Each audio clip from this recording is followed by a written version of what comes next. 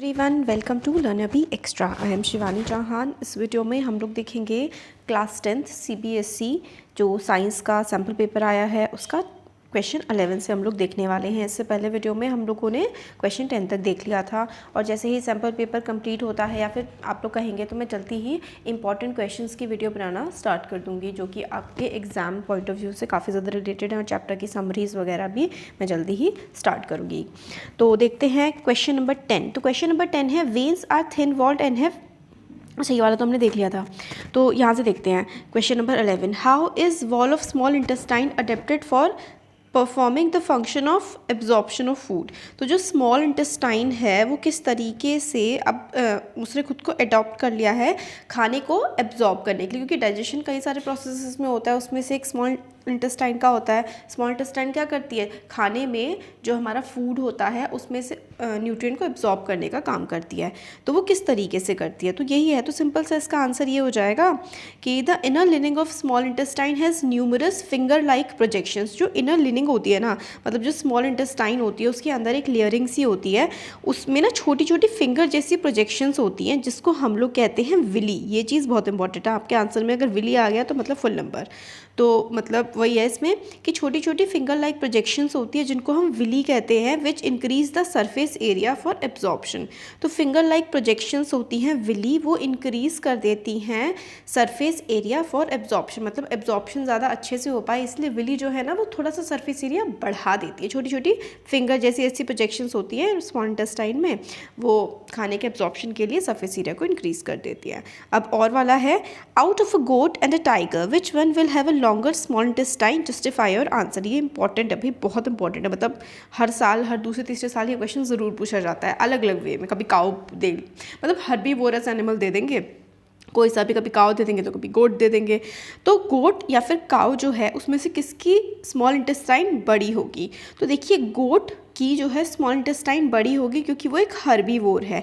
Herbivore जो है वो सेल्यूलोज खाते हैं क्योंकि वो घास खाते हैं। घास में क्या होता है, सेल्यूलोज होता है, और सेल्यूलोज को डाइजेस्ट करने के लिए ना स्मॉल इंटेस्टाइन का बड़ा होना काफ़ी ज़्यादा इंपॉर्टेंट है।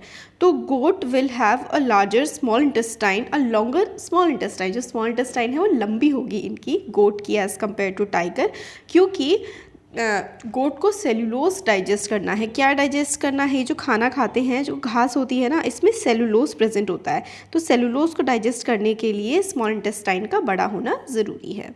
तो ये हो गया क्वेश्चन नंबर 11। क्वेश्चन नंबर 12 देखते हैं। Explain how ozone being a deadly poison can still perform an essential function for an environment. तो ओजोन जो है वो अगर ट्रोपोस्फेयर में होती है तो वो एक डेडली पॉइजन का काम करती है, मतलब वो हमारी बॉडी के लिए काफ़ी ज़्यादा हार्मफुल होती है। बट अगर वो अपर लेयर्स ऑफ एटमॉस्फेयर यानी कि स्ट्रेटोस्फेयर में होती है तो वो हमें यूवी रेडिएशन से बचाती है। तो बेसिकली सिंपल सा आंसर इसका ये हो जाएगा, ozone layer protect us from harmful UV radiation. UV radiation जो है उससे हमें ओजोन लेयर बचाती है।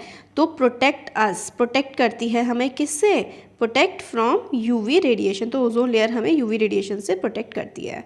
नेक्स्ट है इसका और वाला, give reason why a food chain can not have more than 4 trophic levels. तो जो आपके लास्ट वाला चैप्टर्स है उसमें से है कि जो फूड चेन होती है उसमें 4 से ज़्यादा ट्रॉपिक लेवल्स क्यों नहीं होते हैं। तो देखिए इसका आंसर ये हो जाएगा, the loss of energy at the top level. मतलब क्या है, जो नीचे वाला लेवल होता है ना उसके पास सबसे ज़्यादा एनर्जी होती है, जैसे जैसे लेवल्स ना बढ़ते जाते हैं ना एनर्जी कम होती जाती है। तो टॉप लेवल पे मतलब 4 से ऊपर तो उस ऑर्गेनिज्म में एनर्जी बचती ही नहीं है। तो इसलिए क्या होता है कि सिर्फ 4 ही ट्रॉपिक लेवल्स होते हैं। तो loss of energy at each trophic level is so great and very little energy is available at 4th trophic level. तो जो टॉप वाला ट्रॉपिक लेवल होता है ना इसमें काफ़ी कम ही एनर्जी बचती है यूज़ करने के लिए, इसलिए सिर्फ 4 ही ट्रॉपिक लेवल अवेलेबल होते हैं, उससे ज़्यादा ट्रॉपिक लेवल नहीं हो पाते। क्योंकि ट्रॉपिक लेवल क्या होता है पहले तो ये देखिए, देखते हैं। वैसे हम लोगों ने, मैंने चैप्टर बना रखा है आप लोग देख सकते हैं। बेस पे सबसे क्या होते हैं, हर्बीवोर होते हैं। फिर हर्बीवोर जो जैसे कि सपोज करिए कि डियर है या फिर डियर है ना, या फिर आप कोई भी कह सकते हैं। सबसे पहले तो घास आती है, ग्रास, फिर ग्रास के ऊपर ग्रास को डियर खाता है, तो ग्रास में सबसे ज़्यादा एनर्जी है। फिर ग्रास से डियर में एनर्जी गई तो सिर्फ 10% एनर्जी जाती है। अब डियर को क्या खा लेगा, लायन खा लेगा, है ना, या फिर डियर को वो खा लेगा भेड़िया, भेड़िए को लायन खा लेगा। तो इस तरीके से एनर्जी जो है ना वो कम होती जाती है, तो एनर्जी टॉप लेवल तक काफ़ी कम बचती है, इसलिए 4 से ज़्यादा टॉपिक लेवल्स नहीं होते हैं।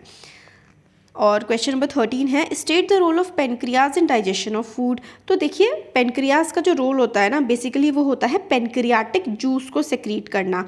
तो pancreas secrete digestive juices which contains enzyme, like इसमें क्या क्या होता है, पेनक्रियाज के जो एंजाइम जूस ही सेक्रीट करती है उसमें एंजाइम होते हैं, जैसे कि ट्रिप्सिन हो गया, है ना, और लाइपेज हो गया, जो कि फूड को ब्रेक डाउन करने में और इमल्सिफाई करने में फैट्स को काफ़ी ज़्यादा काम आते हैं।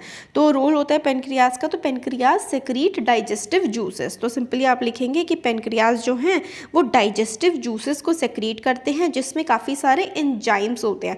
तो पेनक्रियाज डाइजेस्टिव जूस को सेक्रीट करते हैं जिसमें एंजाइम्स होते हैं, जैसे कि ट्रिप्सिन हो गया और लाइपेज हो गया। तो ट्रिप्सिन किसके काम आता है, दिस इज़ वेरी इंपॉर्टेंट भाई, बहुत इंपॉर्टेंट है कि ट्रिप्सिन जो है ना वो प्रोटीन को डाइजेस्ट करने के काम आता है, और जो लाइपेज है वो फैट्स को तोड़ने के, इमल्सिफाई करने के काम आता है। ये आप लोगों से वन वर्ड में एमसीक्यू के फॉर्म में आ सकता है कि ट्रिप्सिन का क्या काम होता है। तो ट्रिप्सिन जो है वो प्रोटीन्स को डाइजेस्ट करता है और लाइपेज जो है वो इमल्सिफाई करता है फैट्स को। देखिए चैप्टर में सब कुछ समझाया जाएगा, और जो मैं इंपॉर्टेंट क्वेश्चंस के वीडियो बनाऊंगी ना उसमें मैं मतलब पूरा चैप्टर को इंपॉर्टेंट क्वेश्चंस के फॉर्म में कवर करने की कोशिश करूँगी कि मतलब जो भी एग्जाम रेलिवेंट चीज़ है, और सबसे इंपॉर्टेंट मतलब मैं अलग अलग वीडियोज़ बनाने की ट्राई करूँगी कि जो वेरी इंपॉर्टेंट वाले हैं, फिर उसके बाद पूरे चैप्टर को क्वेश्चन आंसर्स की फॉर्म में कैसे कवर किया जा सकता है। वैसे अगर आप लोग एनसीईआरटी के इन टेक्स्ट क्वेश्चन और एक्सरसाइज वाले कर लेंगे ना तो पूरा चैप्टर कवर हो जाता है, उसमें बहुत बढ़िया होते हैं वो। तो अब देखते हैं हम लोग नेक्स्ट क्वेश्चन। तो इसमें ना क्वेश्चन नंबर 14, 15 और 16 तीनों के तीनों जो क्वेश्चंस हैं इसमें कुछ असर्शन है और कुछ रीज़न है। तो आप लोगों को बताना है कि कौन सा मतलब इन चारों ऑप्शंस में से कौन सा सही होगा। तो मतलब ये दोनों ही सही हैं, या फिर ये वाला सही है ये वाला गलत है, या फिर ये वाला गलत है ये वाला सही है, मतलब या फिर दोनों ही गलत है या फिर दोनों ही सही है। तो चार ऑप्शंस ये हैं कि both A and R are true, और A is true but R is incorrect, A is true but R is false, है ना, और A false है R true, मतलब चार ऑप्शंस बन जाते हैं। तो कौन सा किसका है अब हम देखते हैं। तो 14 वाला है एजर्शन। एजर्शन का मतलब होता है कि आप ये बात कही जा रही है आपसे, और ये बात का रीज़न क्या है वो उसका रीज़न होगा। एजर्शन कहता है after white washing the walls a shiny white finish on wall is obtained after 2 to 3 days। तो आपने वाइट वॉश करवा ली अपने घर में, उसके बाद आप देखेंगे जो उस दीवार में चमक होती है ना वो लगभग 2 से 3 दिन बाद आती है।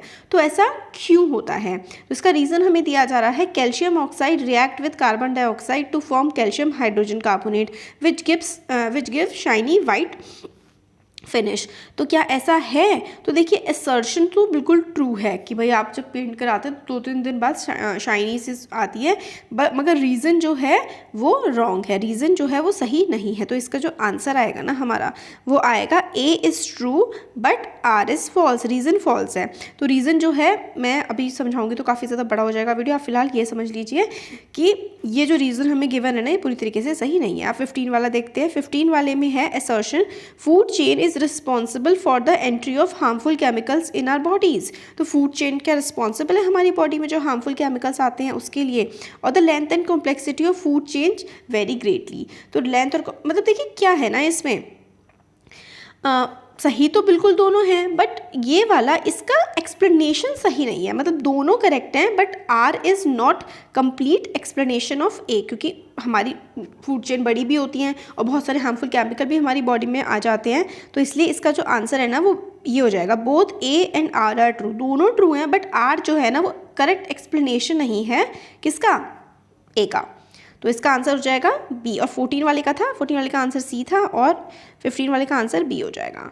अब 16 वाला देख लेते हैं हम लोग। एजर्शन हम लोग को बोला क्या है, a geneticist crossed a pea plant. तो जो हम लोग का वो जेनेटिक्स वाला लास्ट वाला जो बायो वाला चैप्टर है उसका है, एक जेनेटिक्स है मतलब एक साइंटिस्ट है वो क्रॉस करता है, मतलब पी प्लांट की क्रॉसिंग करता है। हैविंग वॉयलेट फ्लावर, एक वॉयलेट फ्लावर है, with a pea plant with white flower, मतलब एक वॉयलेट फ्लावर वाला पी प्लांट है, एक वाइट फ्लावर वाला पी प्लांट है।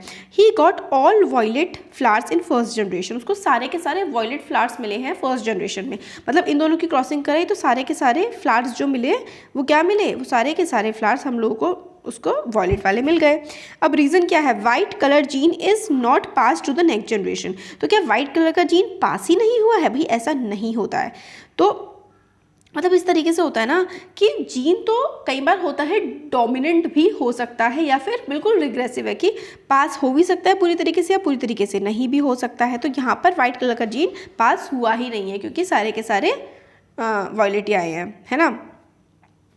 तो इसका आंसर हो जाएगा 16 वाले का ए आंसर हो जाएगा इसका। दोनों के दोनों क्या हैं, यहाँ पे देखिए ए है इसका, बोथ ट्रू हैं, ए एंड आर, और आर करेक्ट एक्सप्लेनेशन है इसका ऊपर वाले का। अब जो answer question number 17 to 20, 17 to 20 जो है उनके 5 सब पार्ट्स हैं, तो सब पार्ट्स में इनके आंसर्स आप लोगों को देने हैं। तो 17 वाला हम लोग देखते हैं। 17 वाला काफ़ी बड़ा क्वेश्चन है एक्चुअली, तो एक काम करते हैं, जो 17 है ना इसमें तो बहुत टाइम लग जाएगा 17 वाले क्वेश्चन में करने में, तो 17 वाला क्वेश्चन हम लोग नेक्स्ट वीडियो में देखते हैं, क्योंकि सैम्पल पेपर यार बहुत इंपॉर्टेंट है। छोटे छोटे वीडियोस में आप लोगों को क्या होता है 10-10 मिनट की तो देख लेते हैं, बड़े वीडियोस आप लोग का देखने का मन भी नहीं करता है, तो कुछ कुछ क्वेश्चंस हम लोग सॉल्व करते हुए चलेंगे। और आप लोगों को ना मतलब जब तक एग्जाम आप दे नहीं लेते तब तक सैम्पल पेपर बार बार सॉल्व करना है, बहुत ज़्यादा इंपॉर्टेंट होता है एग्जाम पॉइंट ऑफ व्यू के लिए ना। तो ज़रूर अच्छे से करिएगा एक एक क्वेश्चन इसका, इससे क्वेश्चन आते भी है एग्जाम में, तो बढ़िया तरीके से करिए। और NCERTs पढ़िए, क्योंकि एग्ज़ाम में आप आपको कोई भी टीचर बोलता नहीं ये बुक पढ़ो वो बुक पढ़ो, कुछ नहीं आता, सब कुछ NCERT से आता है हर एक सब्जेक्ट में। चाहे आप अपने क्लासमेट्स से जो आपके टॉपर्स रहे हैं आपके स्कूल के, या फिर अपने सीनियर्स से पूछ लीजिए, सब यही कहेंगे कि भाई NCERTs मस्ट है। और NCERT के अलावा चाहे आप कोई बुक ना करें फिर भी आपके 100 आ जाएंगे, तो NCERT को अच्छे से करना है। बाकी वो सब तो मैं इंपॉर्टेंट क्वेश्चन NCERT का वो सब मैं करवाऊंगी, देखते रहिएगा। कैसा लगा वीडियो ज़रूर बताइए, अच्छा लगा तो लाइक करिए, चैनल को सब्सक्राइब करिए, अपने फ्रेंड्स के साथ शेयर करिए। Thank you.